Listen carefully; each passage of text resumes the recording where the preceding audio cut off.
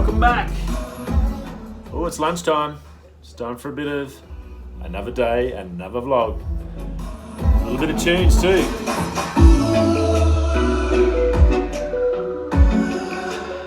Thanks to those great sounds at Epidemic. Okie doke. Huge night actually. Last night. Lunch is here, or smoko. So we got a little bit of a getting ready to get out of here and fly home to my family. Can't wait. My G-Fuel ready to rock on the lemonade. If you haven't tried this, sugar-free, great stuff. Tastes awesome. Better than all the other crap I've tried, so it's really good. And no sugar, which is the main thing. That's the bad one. So really good. Going to get right into it. There's a ton of stuff I want to talk about. A lot of gear tonight. We'll probably go into the news stuff, and then we'll go into the gear. A lot of it's coming out of the IBC, which is the International Broadcasting Convention. So a lot of video camera work and stuff like that. So we'll get into that after we do some other stuff. Probably there's two main stories I want to talk about. The Aussie travel bloggers that got caught, been arrested by Iran authorities, and we're flying a drone without a permit and may never see the light of day again in one of the toughest prisons in Iran, and it doesn't look good for them. The Australian government trying to do some stuff for them to get them out, but it doesn't look pretty. Just probably a friendly reminder, if you do travel overseas, no matter what we're lucky we do have some crap laws here in Australia, and I'm sure each country's got their crap laws, but there's always somewhere probably worse, and you need to be careful, especially photography, cameras, stuff like that. In some countries, that taking pictures of people is frowned upon, so be very, very careful.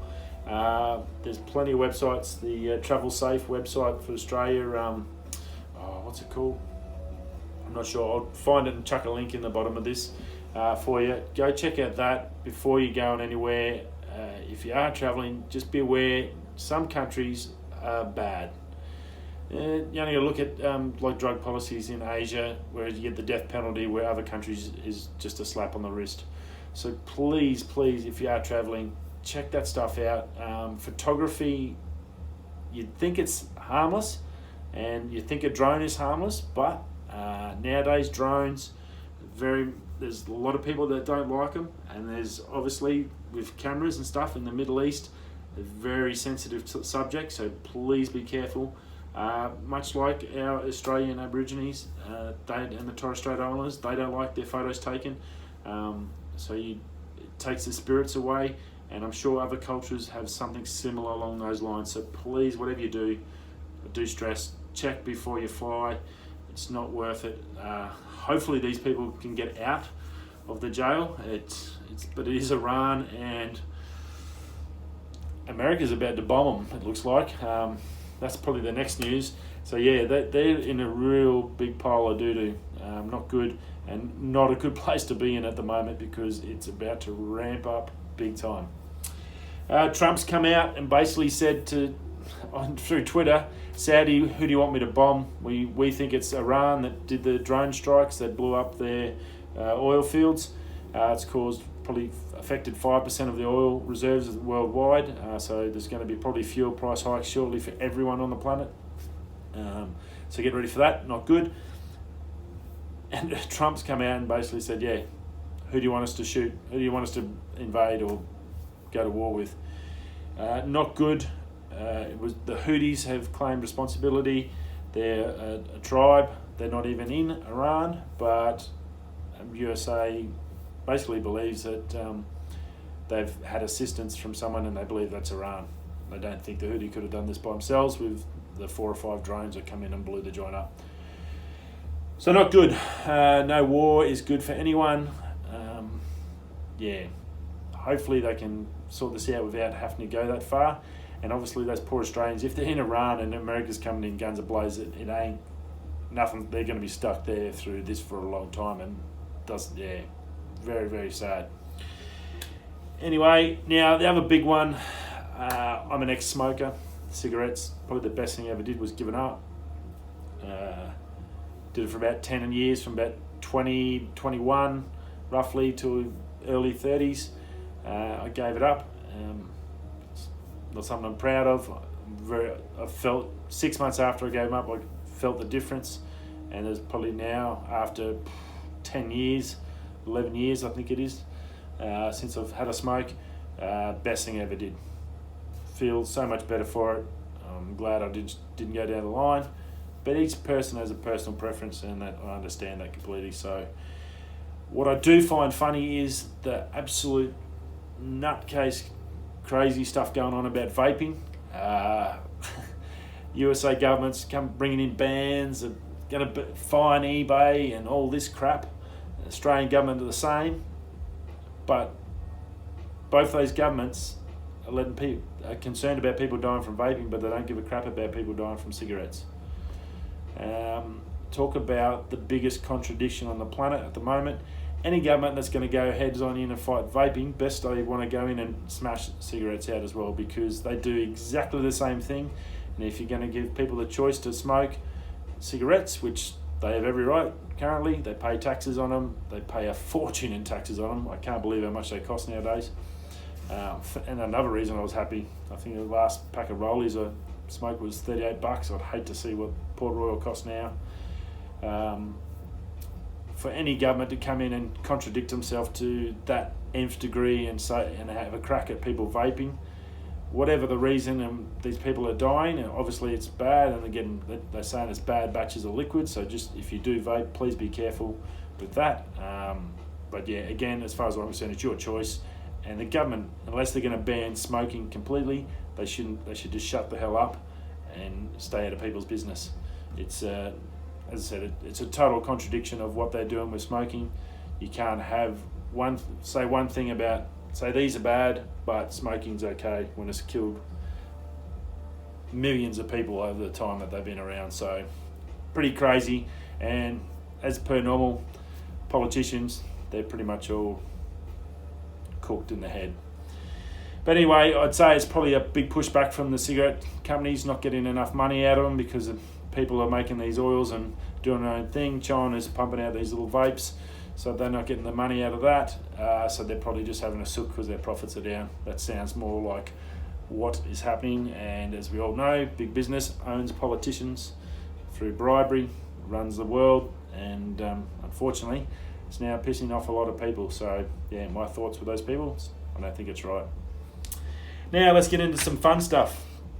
I've just said, first off, we're going to talk about a new anamorphic. We're going to talk about the IBC, which is an international broadcasting convention.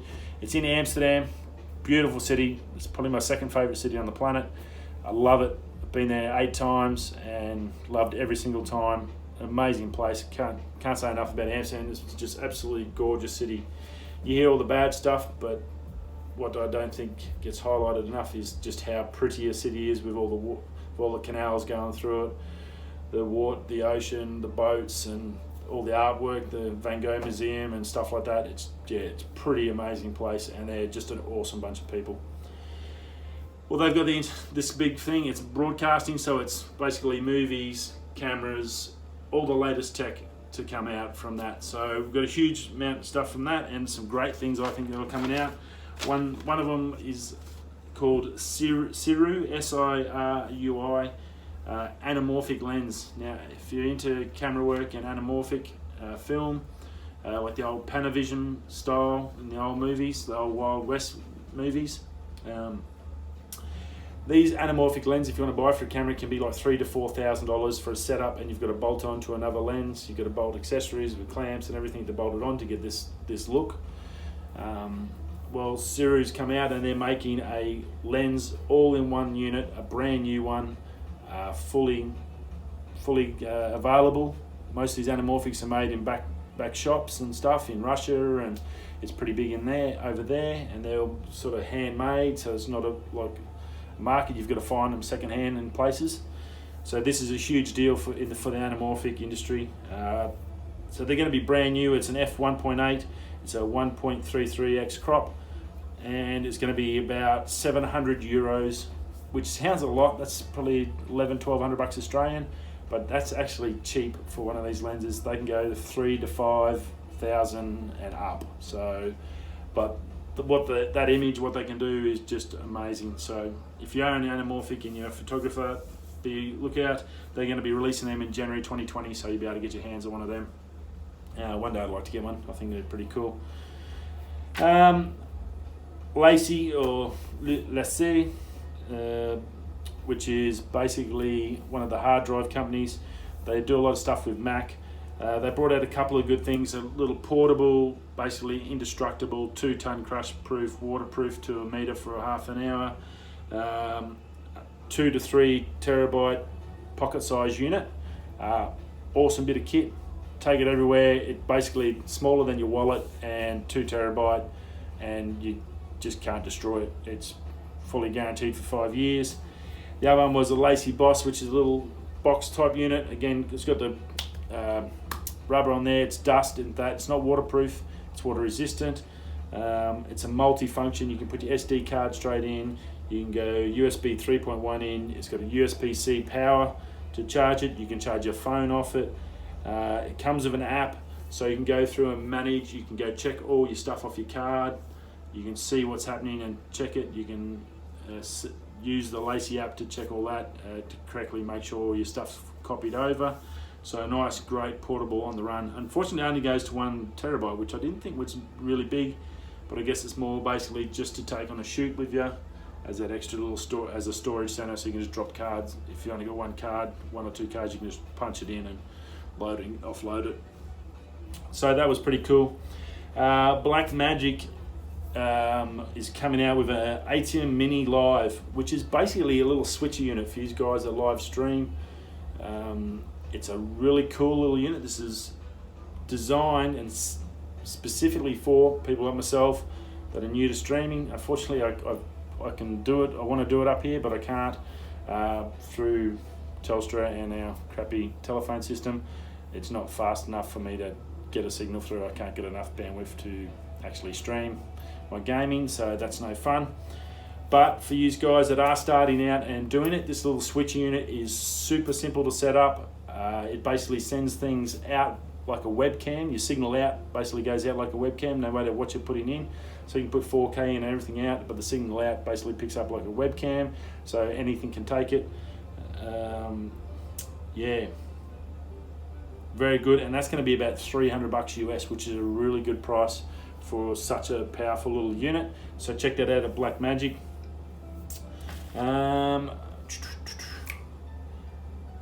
CFS Express card has finally released from SanDisk. For you pro shooters and for the guys with the really nice cameras, CFS Express is the new technology coming out. It's going to be up to 512 gigabyte, 1700 megasecond write speeds. Amazing bit of kit. They've been sort of preempting it for a while, and I think it's probably what's needed with those speeds. It'll do up to 6K, and it'll do 4K raw, so I can handle all those speeds. So it's probably our next generation of memory cards coming out for everyone. And yeah, so there was a few things there like that. There was a lot of other things, some fantastic lighting and stuff. Definitely suggest you get on. There's a heap of videos on YouTube showing it off. Adarama, one of the big camera shops in America, it's got some great videos, so you can probably get on there and pick up something you like. Another one, Cinema 5D, is doing it as well.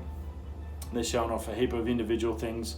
So, but there's some great things there, really interesting. And for you guys out there that are into the cameras or use film guys, it's probably a little bit of nerd session like we all get, like I get at fishing shows and Apple events. I guess this is the film and camera guys Apple event, I guess, for the year.